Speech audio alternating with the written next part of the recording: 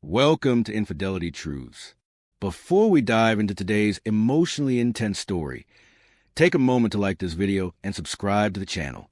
Your support helps us continue sharing powerful stories that resonate with real emotions and hard truths. Now let's begin.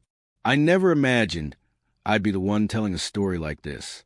If someone had told me years ago that I'd one day be reflecting on these moments and decisions, I would have laughed. Back then, I believed wholeheartedly in loyalty, in promises made before God, in standing firm within the commitments of marriage. My life was built on that foundation: trust, love, and the belief that if those things were real, they'd be enough to carry a marriage through anything. But life doesn't unravel in one dramatic moment. Sometimes, it unthreads itself so quietly that you don't even realize what's been lost until it's already gone. I met Ethan when I was 23. He was everything I thought I wanted: intelligent, charming, and steady in a way that made me feel grounded. We fell hard, the kind of love that sweeps you off your feet when you still believe love alone is all you need. I remember how he used to look at me like I was the center of his universe. We were a team.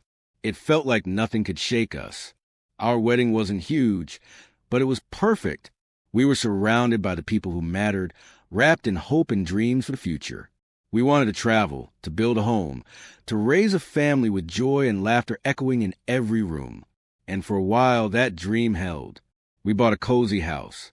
We worked hard, grew our careers, and welcomed two beautiful children into the world. Life was full and fast-paced, and on the outside, it looked like we had it all. But perfection, I've learned, is often just a carefully painted illusion.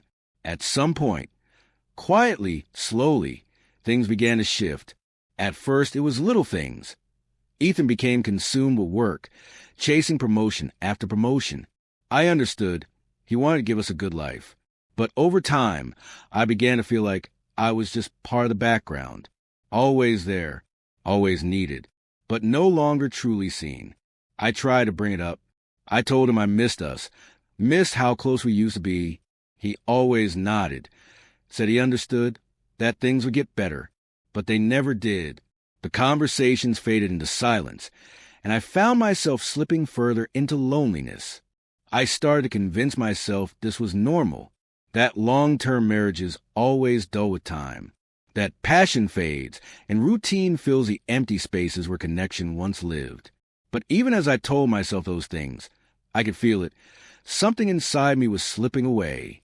I'd spent so long being Ethan's wife and the kids' mom that I forgot what it felt like to simply be me. And then I met Liam. He wasn't supposed to mean anything. Just a friend of a friend at a community event. Someone I happened to talk to while waiting in line. But he had this warmth, this ease in how he spoke to people. We exchanged casual conversation. Harmless, polite. But looking back now, I know that's when everything truly began. Liam noticed things. He listened, not because he had to, but because he cared. He asked about my thoughts, about how I was really doing. He complimented my haircut, noticed when I wore a new dress, saw when something fell off. It had been so long since someone looked at me like I mattered that I didn't even know how to handle it.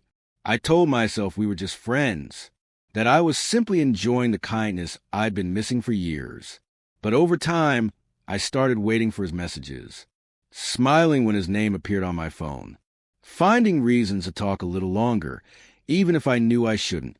And always, the guilt lingered, hovering behind every interaction like a shadow I couldn't escape.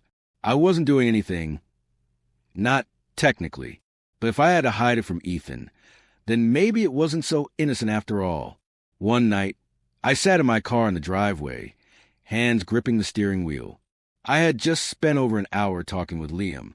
We'd laughed, shared memories, and for the first time in forever, I'd felt alive again. I took a breath, walked into the house, and forced a smile. "Hey," I said, "dinner ready?" Ethan muttered, not even glancing up.